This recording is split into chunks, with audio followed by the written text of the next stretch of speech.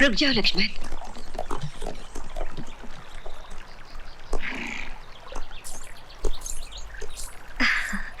देखो लक्ष्मण, कितना मनोरम स्थल है।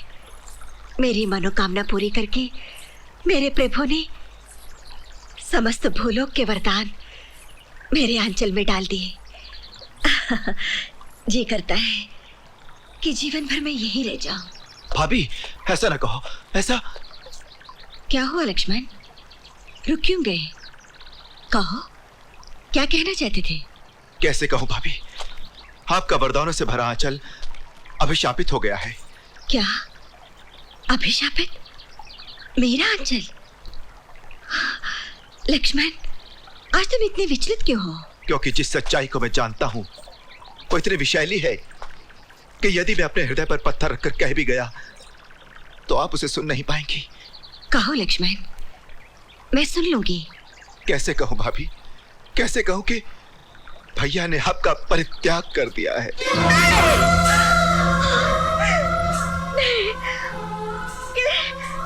ये संभव नहीं है, ऐसा नहीं हो सकता।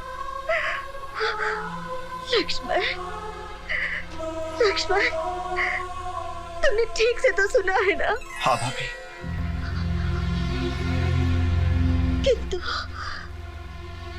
किंतु उन्होंने मेरा परित्याग क्यों किया? क्योंकि एक नागरिक ने उन पर यह आरोप लगाया है कि रावण के यहाँ रहने के बाद भी आपको पवित्र मानकर उन्होंने आपको स्वीकार करने की भूल की है। इसका अर्थ तो यही हुआ कि अभी भी उनके मन में मेरे लिए संदेह है। नहीं भाभी, नहीं। मैं अपने भैया के मन को अच्छी तरह जानता हूं। उनके मन में आपके प्रति संदेह न तब था न अब है। उन्होंने तो केवल अपने राजधर्म का पालन किया है। वे इतने निर्दयी कैसे हो गए कि अपनी गर्भवती पत्नी का परित्याग करने से उनके वंश की कीर्ति कलंकित नहीं होगी? यदि वे रघुवंशी साम्राज्य के महाराज हैं, तो मैं भी उसे राज की राजरानी हूँ। उनकी मर्यादा को कलंकित होने से बचाना केवल उनका ही नहीं, मेरा भी कर्तव्य है। इस संबंध में मैं क्या कहूँ भाभी, आप तो स्वयं धर्म स्वरूपिणी हैं। धर्म स्वरूप है तुम्हारे ज्येष्ठ भ्राता श्री राम, धर्म स्वरूप है रघुकुल के पूर्वज। वे धर्मात्मा है, वे धर्म के रक्षक हैं। मैं तो कलंकिनी हूँ, न मेरे पास धर्म है न धर्म की मर्यादा। भाभी। लक्ष्मण, वनवास उन्हें हुआ था, मुझे नहीं। फिर भी मैं उनके साथ गई, पग पग पर कष्ट झेले। रावण ने मेरा हरण किया था, इसलिए तुम्हारे भैया ने मेरी अग्नि परीक्षा ली। मैंने बुरा नहीं माना। इस अवस्था में मुझे फिर से वन में भेज दिया, इसका भी मुझे दुख नहीं। दुख है तो इस बात का कि उन्होंने मुझे पराई समझा, मुझ पर अपना विश्वास खो दिया। अपने मन की छोटे से छोटी बात मुझे बताने वाले मेरे प्रभु ने इतनी बड़ी बात मुझसे छुपाई। तुम सबको बताए। अगर पत्नी पर से पति का विश्वास उठ जाए तो उसके जीने का क्या लाभ है? क्या लाभ है? रुक जाइए भाभी, रुक जाइए। आपको मेरी सौगंध है। नहीं लक्ष्मी, नहीं, मुझे मत भाभी। रोको। भाभी, आपके साथ घोर अन्याय हुआ है, ये सत्य है। फिर भी आपको अपने जीवन के साथ किसी और की हत्या करने का क्या अधिकार है? आप अकेली इस वन में नहीं आई हैं। रघुवंश का भावी उत्तराधिकारी भी अपने साथ लाई है।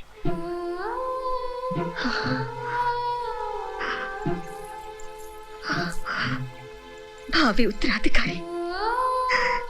लक्ष्मण, वन में भटकती ऐसी अभागन से यदि किसी ने पूछ लिया कि ऐसी अवस्था में तुम्हारे स्वामी ने तुम्हारा त्याग क्यों कर दिया, तो मैं क्या उत्तर दूंगी? क्या उत्तर दूंगी? इन्हीं प्रश्नों का उत्तर देने के लिए आपको जीवित रहना है। आपको पता है भाभी, भैया के मन में आपके लिए कितना स्नेह है, और ये आप भी जानती हैं कि आप इस संसार में नहीं हैं। ये सुनते ही भैया पल भर में अपने प्राण त्याग देंगे। जानते हो, किंतु आज उन्होंने मेरे साथ जो इतना बड़ा छल कपट किया है, उससे मैं अपना संभल खो बैठी। और आवेश में न जाने मैंने उन्हें क्या क्या कह दिया।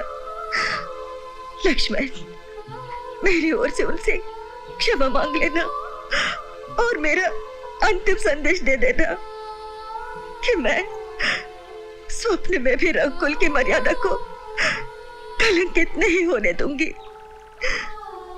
भाभी, भाभी, आपसे मुझे सदा ही पुत्र जैसा स्नेह मिला है। आपके चरणों को छूकर मैं हर दिन प्रातः आपसे आशीर्वाद लिया करता था।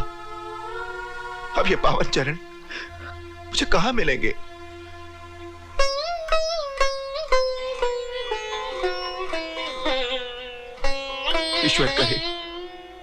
ईश्वर करे इन चरणों में ये मेरा अंतिम प्रणाम ना हो।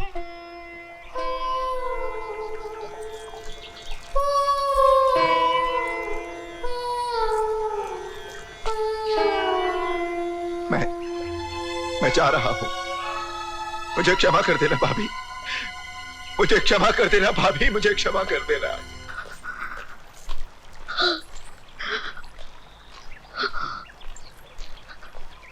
लक्ष्मण, मेरा एक छोटा सा निवेदन है। आज्ञा दीजिए। लक्ष्मण, कुलदीपक के जन्म के अवसर पर महल के दास दासियों को न जाने क्या क्या उपहार देने के लिए सोचा था मैंने, परंतु अब उस अवसर पर जाने कहां रहूंगी मैं। अब मेरे पास इन आभूषणों के अतिरिक्त कुछ भी नहीं।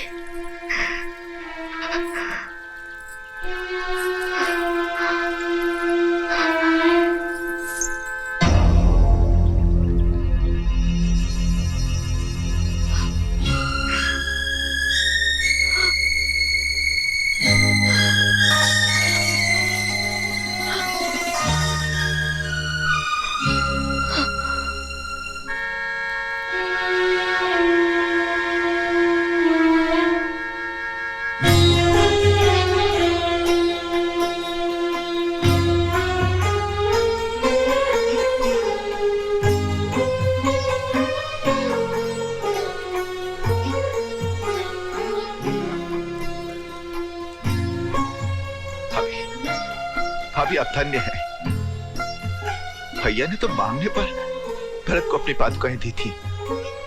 आपने तो जानकर ही मेरी इच्छा पूरी कर दी। मैं निहाल हो गया भाभी, मैं निहाल हो गया, मैं निहाल हो गया।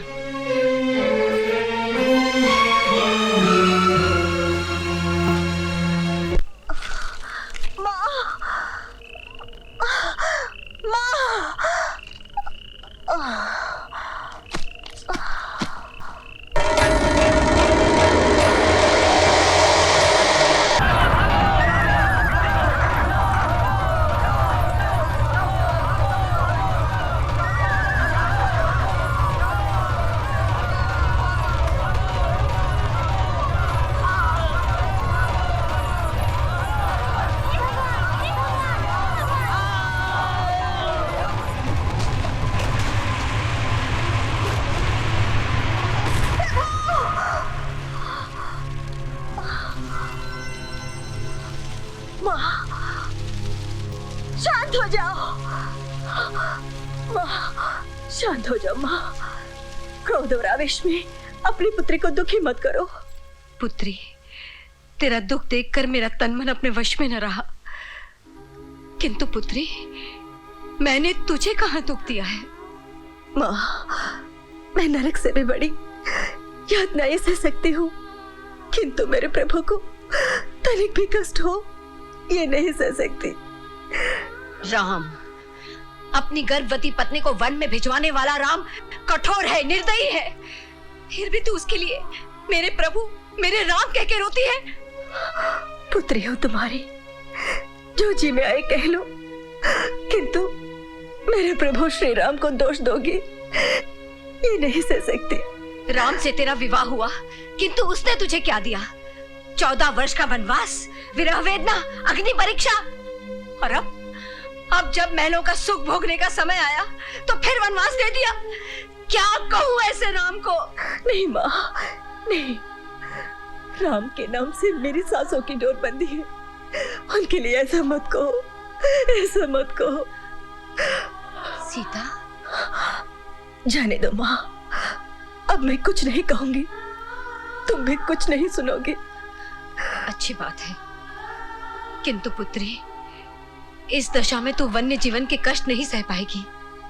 चल, मेरे साथ चल। माँ की ममता, माँ के आंचल की छाव और माँ की गोद से बड़ा सुख संसार में कहीं भी नहीं मिल सकता।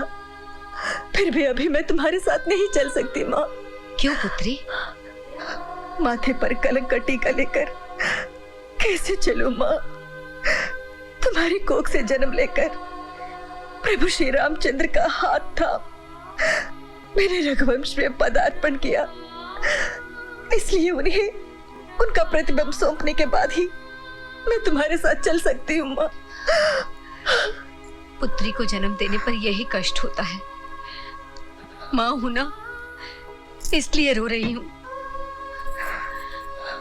अब तेरे भाग्य में जैसा लिखा है वैसा ही तो भोगना होगा। माँ, पुत्री, माँ,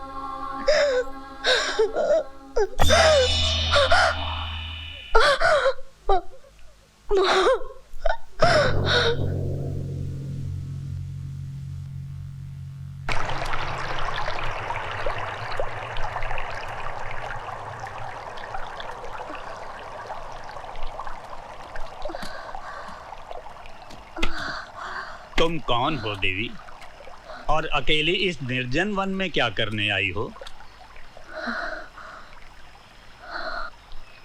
आपके प्रश्न का मैं क्या उत्तर दूं मुनिवर? दुर्भाग्य ले आया और मैं आ गई। ओह, तुम तो राजरानी सीता हो। मैं वाल्मीकि हूँ, सीता और राम के चरित्र को रामायण के रूप में रचने वाला। प्रणाम मुनिवर। मैं जानता था ऐसा ही होगा, किंतु इतने जल्दी होगा इसकी मुझे कल्पना नहीं थी।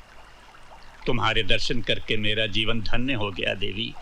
आओ, मेरे साथ आश्रम चलो। नहीं, मैं कलंकिनी हूँ मुनिवर, मेरे साथ चलने से आपका आश्रम अपवित्र हो जाएगा। नहीं देवी, तुम कलंकिनी नहीं, तुम तो आदि शक्ति हो, जगत माता हो, साक्षात लक्ष्मी हो। तुम्हारी महिमा मुझे ज्ञात है। निरंतर राम नाम के कीर्तन से गुंजायमान मेरे आश्रम को अपने पावन चरणों से पवित्र करो देवी। आओ। मुनिवर, विपत्ति के इस समय में आप मेरे लिए देवता जैसे प्रकट हुए हैं। मैं आपके साथ अवश्य चलूंगी, किंतु रुक क्यों गई देवी? कहो, क्या कहना चाहती हो? यही कि मेरे नाम का किसी को पता न चले। तुम तो सहस्त्रों नामों से पूजी जाने वाली लोक माता हो, तुम्हें नाम की क्या कमी? लोक पावनी के नाम से मेरे आश्रम में रहना। आओ देवी, आओ। गुरुदेव आ गए। गुरुदेव। प्रणाम गुरुदेव। सरस्वती। जी गुरुदेव। विद्या। जी गुरुदेव। ये लोक पावनी देवी हैं। इनके पदार्पण से हमारा आश्रम धन्य हो गया। अब ये यहीं रहेंगी। तुम सब इनकी सेवा के लिए सदा तत्पर रहोगी। जी गुरुदेव। ले जाओ इन्हें। अच्छा गुरुदेव। जाओ बेटी।